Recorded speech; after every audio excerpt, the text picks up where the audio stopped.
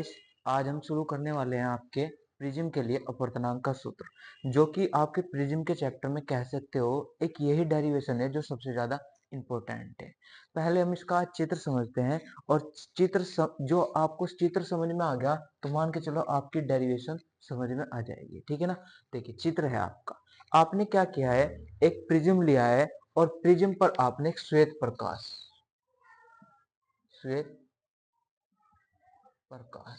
जैसे ही आपने श्वेत प्रकाश डाला तो आपका क्या है, इधर वायु है इधर कांच है, क्योंकि प्रिज्म एक कांच की तरीके से होगा। तो आपने जैसे ही किरण वायु से कांच में जाएगी तो विरल माध्यम से सघन माध्यम की ओर गई है, और विरल माध्यम से जब भी कोई सघन माध्यम की ओर जाती है तो अभिलंब की ओर झुकती है किरण। तो कैसा हुआ, हमने ये एक अभिलंब डाला तो इसकी ओर बैंड कर गई, जानी चाहिए थी सीधी पर थोड़ी झुक गई। जैसे ही ये किरण बाहर की ओर निकली तो यहाँ पे क्या हुआ, आपकी कहाँ से वायु में गई है तो जानी तो चाहिए थी ये सीधी इस तरीके से निकलनी चाहिए थी, पर थोड़ी सी दूर हटी। इतनी तो बात समझ में आई है ना। देखो यहाँ पे कौन बनता है, अपवर्तन कोण या परावर्तन कोण। आपने देखा कि देखो एक चीज और देखना बच्चों, इस तरीके से आपने कोण देखा होगा जिन्हें बोलते हैं शीर्षाभिमुख कोण। ये आपस में बराबर होते हैं। इतनी तो बात समझ में आ गई ना। तो इसी तरीके से हमने क्या किया, कोण आई इस पूरे के आई के बराबर होगा कि नहीं होगा, पर ये आर है तो ये कितना बचा पूरे में से, मतलब आई में से यदि मैं आर को माइनस कर देता हूँ, आई माइनस के आर बच गया। सेम यही कंडीशन इधर अप्लाई होती है। तो आपने क्या करा, विचलन कोण, जो कि आप डेफिनेशन में भी पढ़ के आए होंगे। विचलन कोण का एक फॉर्मूला होता है कि सिग्मा बराबर, जो हम प्रूव करने वाले हैं ये, जो कि विचलन कोण के द्वारा होता है। ठीक है। तो हमने यहाँ पे क्या किया, विचलन कोण आपने सिग्मा ले रखा, उसे लिखवा विचलन कोण सिग्मा बराबर आई माइनस के आर प्लस के आई डैश माइनस के आर डैश। ये कहाँ से आया, देखो आपने एक और चीज पढ़ी होगी, एक त्रिभुज है, त्रिभुज का जो बाहरी कोण रहेगा त्रिभुज के अंदर के दो अंतः कोणों के योग के बराबर होगा, मतलब इन दोनों के योग के बराबर होगा जो आपका बाहरी कोण रहेगा। तो ऐसा ही हमने एक त्रिभुज लिया ये वाला, तो इसमें ये बाहरी कोण है सिग्मा, सिग्मा जो बराबर रहेगा इन दोनों के योग के बराबर रहेगा। तो हमने यहाँ पे योग लिया। चलो इसे मैं मिटा देता हूँ। तो देखो आपने जैसे ही ये आपने विचलन कोण लिया तो ये क्या आ रहा है, हमने क्या किया, आई आई एक तरफ ले लिया, आई और आई डैश, और आर डैश एक तरफ ले लिया, इसे समीकरण एक बना दिया। ठीक है।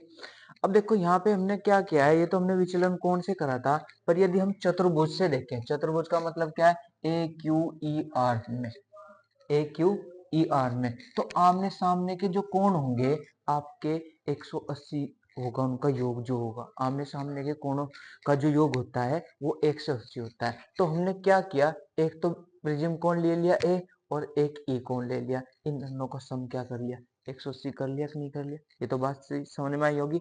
हमने एक त्रिभुज लिया क्यू ई आर में, क्यू ई आर में, तो इन दोनों का कोण जो होगा यहाँ पर ई मान लिया अंदर, तो ये तीनों कोणों का योग 180 के बराबर होगा कि नहीं होगा।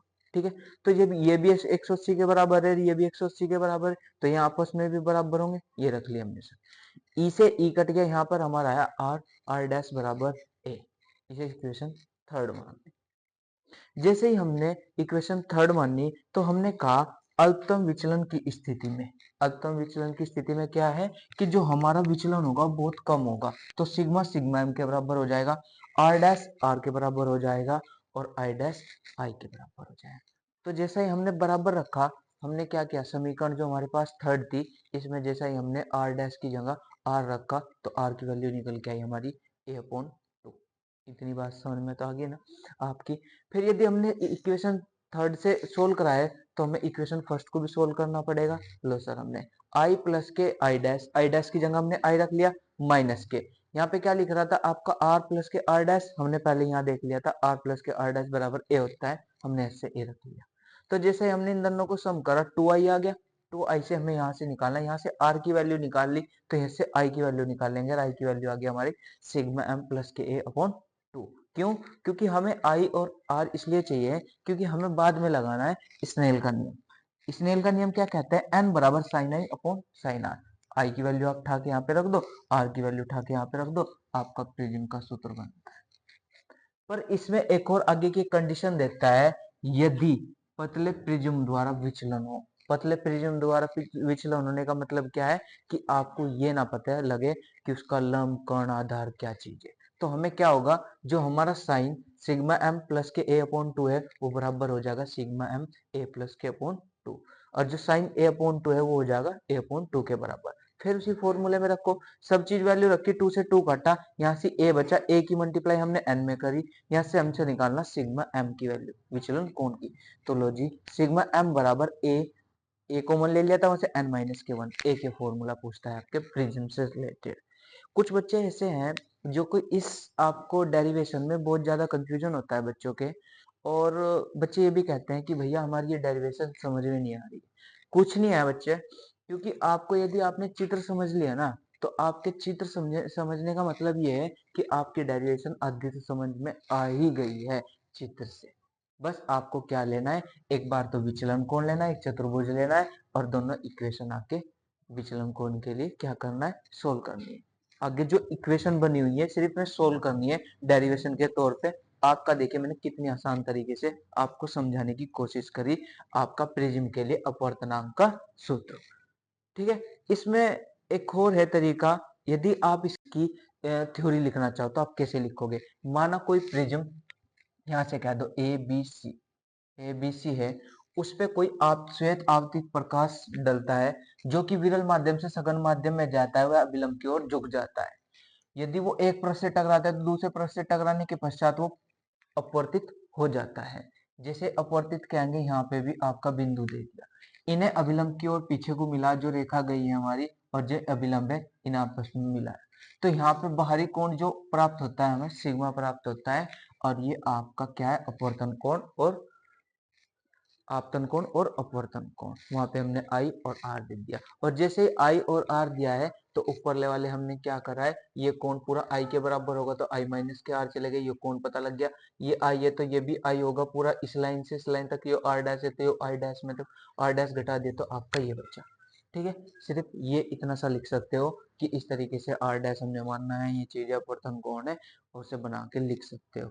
यदि आप किताब की लैंग्वेज पे एक तरीके से डिपेंड रहते हो बच्चों, डिपेंड रहने का मतलब क्या है आपका, कि किताबी लैंग्वेज आप रट रहे हो और उसे ही याद करके आप एग्जाम में करने की कोशिश कर रहे हो, तो वो आपके लिए गलत है, क्योंकि कभी कभी किताब की लैंग्वेज जो है आपकी याद भी नहीं आती। इतनी तो बात समझ में आई। क्योंकि याद आने का मतलब क्या है, यदि आप अपने आप बना के लिखने की कोशिश करोगे तो उसका मतलब है आपको अपने आप बनाना है, आप कम से कम वो बनाना तो सीख रहे हो लैंग्वेज। तो ऐसे ही जो इसकी लैंग्वेज होती है उसे बना के लिखा करो। ऐसे नहीं है रट रहे नो, तो आप रट रहे में तो पता नहीं कितनी किताब है, सबकी थोड़ा ही रटनी।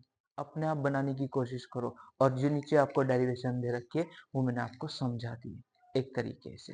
ठीक है ना। अब यदि आपको इस में मतलब इसमें कोई दिक्कत आ रही है, भैया मुझे यहाँ से नहीं समझ में आया, तो आप मुझे कमेंट कर सकते हो, और मैं आपको दोबारा से इसे आराम से समझा दी जाए उसी बच्चे। ठीक है ना। चलिए आज के लिए इतना ही, आप इसका स्क्रीनशॉट ले सकते हो।